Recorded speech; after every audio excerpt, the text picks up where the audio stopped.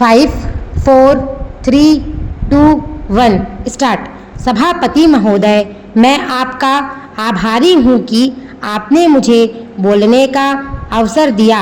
मैं कृषि और सिंचाई मंत्री के अनुदानों की मांगों का समर्थन करने के लिए खड़ा हुआ हूँ। मैं कृषि मंत्री को बधाई देना चाहता हूँ कि आज पहली बार खेती की तरफ कुछ ध्यान दिया गया है और गांव तथा खेती को प्रधान बनाने की बात कही गई है। वैसे गांधी जी पहले भी कहा करते थे कि गांवों को प्रधान बनाने से ही देश की उन्नति होगी। गांधी जी से मेरा तात्पर्य महात्मा गांधी से है, श्री साठे साहब के गांधी जी से नहीं। जिस व्यक्ति ने देश को तबाह किया है, अगर उसको थोड़ी देर के लिए रोका गया तो साठे साहब को बेचैनी हो गई और उन्होंने काम रोको प्रस्ताव पेश कर दिया।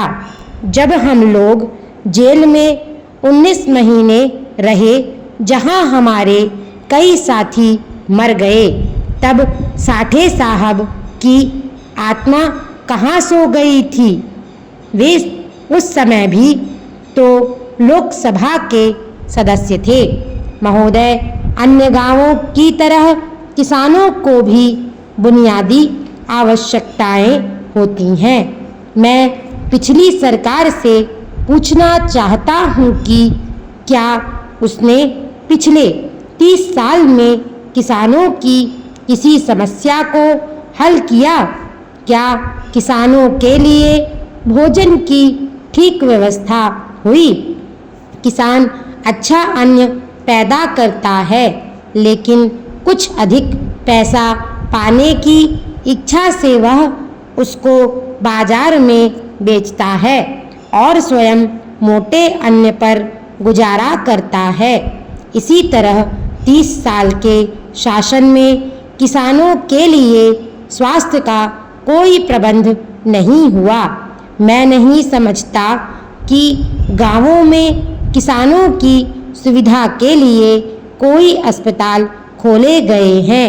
गांवों में 10-20 मील पर अगर कोई अस्पताल खुल गया हो तो उसकी दवाओं के बारे में जांच करने की आवश्यकता है। जब तक हम किसानों को शिक्षित नहीं करेंगे, तब तक देश की प्रगति नहीं हो सकेगी। देहातों में हर जगह शिक्षा संस्थाएं भी खोलने की आवश्यकता है।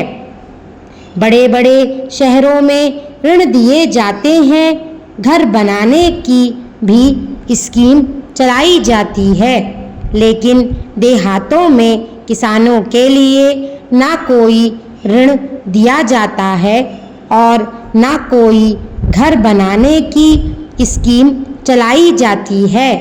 मैं सरकार से निवेदन करूंगा कि किसानों के रहने के लिए कोई व्यवस्था अवश्य करने की कृपा करें। कपड़े की भी उनके लिए समस्या होती है। किसान सारी रुई अपने खेतों में पैदा करता है, लेकिन उसको कपड़ा सही दाम पर देने के लिए कोई ठीक व्यवस्था नहीं है। दुकानों पर जो कपड़ा उसे मिलता है वह ऊंचे दामों पर मिलता है, इसलिए कुछ ऐसी दुकानें खोली जाएं जिन पर जो लोग रुई पैदा करते हैं उनको उचित मूल्य पर कपड़ा दिया जाए। न्याय की व्यवस्था भी किसानों के लिए है। पंचायतों को कुछ अधिक अधिकार दिए जाएं और उनको आदेश दिए जाएं कि लोगों को अच्छे से अच्छा न्याय दे। किसानों के लिए कोई सुरक्षा की व्यवस्था भी नहीं है। जो रक्षक हैं वे भक्षक बन जाते हैं, ऐसे कैसे देश बढ़ सकेगा।